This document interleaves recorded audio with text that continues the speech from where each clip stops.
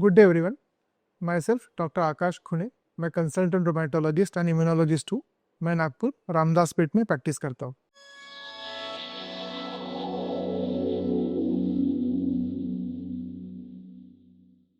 आज हम जिस टॉपिक के बारे में बात करेंगे वो काफ़ी इम्पोर्टेंट टॉपिक है. आज हम बात करेंगे वैक्सीनेशन इन रोमेटोलॉजिकल डिसऑर्डर, इस टॉपिक के बारे में.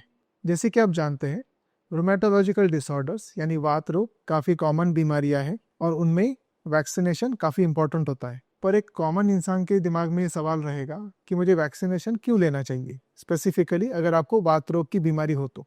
बहुत सारे वात रोग में इम्यूनिटी कम हो जाता है. इसका मतलब आपका इम्यून पावर जनरल पॉपुलेशन से कम हो जाता है. इसके दो कारण हो सकते हैं. इसमें पहला जो कारण होता है वो होता है वात रोग यानी ऑटो इम्यून बीमारी. जैसे कि आप जानते हैं कि ऑटो इम्यून बीमारी में आपके शरीर की जो इम्यूनिटी रहती है वो अपने खुद के शरीर को फॉरेन मटेरियल समझ के उस पर अटैक करती है. इसके कारण बहुत सारी ऑटो इम्यून बीमारियों में आपका इम्यूनिटी जनरल पब्लिक के कंपैरिजन में वीक हो जाता है. और अगर आपका इम्यूनिटी कम हो जाए as compare to normal individual, तो इन पेशेंट्स को इन्फेक्शन का खतरा as compare to normal population ज़्यादा होता है. दूसरा जो इम्यूनिटी कम होने का कारण रहता है वात के पेशेंट्स में, वो होता है वात की गोलियां. वात की गोलियां यानी डीमार्ट्स या बायोलॉजिकल एजेंट्स, इनमें आपका इम्यूनिटी नॉर्मल इंडिविजुअल से थोड़ा सा कम हो जाता है. एंड बिकॉज इम्यूनिटी वात की गोलियां कभी कभी कम करती है, वात के पेशेंट्स नॉर्मल इंसान के कंपैरिजन में इन्फेक्शन के लिए ज़्यादा प्रोन होते हैं और इन्फेक्शन जल्दी पकड़ लेते हैं. इसी कारणवश वात के पेशेंट्स को वैक्सीनेशन काफ़ी ज़रूरी होता है. बिकॉज वात की बीमारी और वात की गोलियां दोनों के कारण उनका इम्यूनिटी थोड़ा कम हो जाता है और उनको इन्फेक्शन के chances as compare to normal population थोड़े से ज़्यादा होते हैं. अब वैक्सीनेशन को लेके नॉर्मल पॉपुलेशन में काफ़ी कन्फ्यूजन होता है. उनको लगता है कि अगर मैं कोई भी वैक्सीन लूँ तो मेरा बीमारी बढ़ जाएगा या मेरा वात पहले से काफ़ी ज़्यादा हो जाएगा. ये सरासर गलत है. कोई भी वात के पेशेंट में अगर आप वैक्सीन लेते हो तो 2 से 5% लोगों में वात बढ़ने का खतरा रहता है.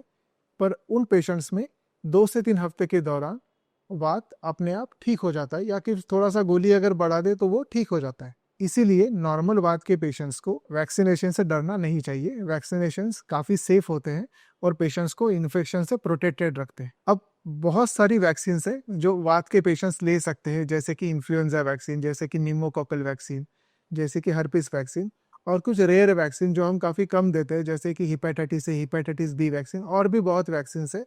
पर वो जनरली प्रैक्टिस में काफ़ी कम यूज़ होती है. 3 वैक्सीन्स वात के पेशेंट्स में काफ़ी इंपॉर्टेंट होती है. उसमें सबसे इंपॉर्टेंट होता है इन्फ्लुएंजा वैक्सीन. इन्फ्लुएंजा वैक्सीन वात में सबसे इंपॉर्टेंट वैक्सीन होता है because most of the lung infections are because of influenza viruses. Yearly influenza vaccine या फिर साल में आप एक बार इन्फ्लुएंजा का वैक्सीन लेते हो तो आदमी छोटे मोटे इन्फ्लुएंजा इन्फेक्शन से बच जाता है और सीरियस इन्फेक्शन से आपको प्रोटेक्शन हो जाती है. इन्फ्लुएंजा को साल में एक बार लेना चाहिए बिकॉज हर साल फ्लू का स्ट्रेन चेंज होता है. सो एवरी ईयर आपका वैक्सीन बदलते रहता है. तो इसको सीजन चालू होने के पहले, मतलब बारिश के पहले, साल में एक बार लगाना चाहिए. ये आपको सीरियस हॉस्पिटल एडमिशन से बचाता है. दूसरा जो इंपॉर्टेंट वैक्सीन है वो है निमोकोकल वैक्सीन. निमोकोकल वैक्सीन भी फ्लू जितना ही इंपॉर्टेंट वैक्सीन है. उसमें 2 टाइप के वैक्सीन आते हैं. एक आता है PCV13, एक आता है PPSV23. एक नॉर्मल इंसान को पहले डोज में PCV13 वैक्सीन लगाना चाहिए और आफ्टर 8 वीक्स उसको PPSV23 वैक्सीन लगाना चाहिए.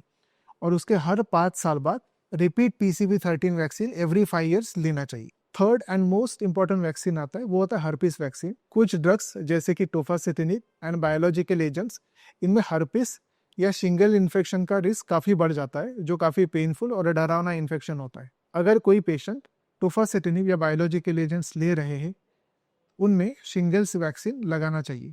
शिंगल वैक्सीन के 2 डोजेस होते हैं. फर्स्ट डोज होता है बिफोर स्टार्टिंग डीमार्ट्स, जो डीमार्ट चालू करने के पहले लेना होता है. और सेकंड जो डोज होता है वो आफ्टर 8 वीक्स या 12 वीक्स के बाद लेना होता है. ये once in a lifetime vaccine होता है हर्पिस का, जिसको आपको लाइफ टाइम में 2 ही बार लगाना पड़ता है. बाद में उसको रिपीट करने की ज़रूरत नहीं पड़ती है. इस वीडियो में हमने ये जाना कि वैक्सीनेशन वात के पेशेंट्स में काफ़ी ज़रूरी है. वो आपको सीरियस इन्फेक्शन से बचाते हैं और होने वाले कोमॉर्बिडिटी से आपको प्रोटेक्टेड रखते हैं. अगर ये वीडियो आपको अच्छा लगा तो आप इस वीडियो को लाइक कीजिए. और अगर आपको वैक्सीनेशन इन रोमेटोलॉजिकल डिसऑर्डर के बारे में कोई भी सवाल हो तो आप हमें कमेंट बॉक्स में लिखिए. हम उसका आने वाली वीडियोस में जवाब देने की कोशिश करेंगे. इस वीडियो को मैक्सिमम लोगों तक शेयर कीजिए ताकि उनको ये इन्फॉर्मेशन पहुंच सके. Thank you.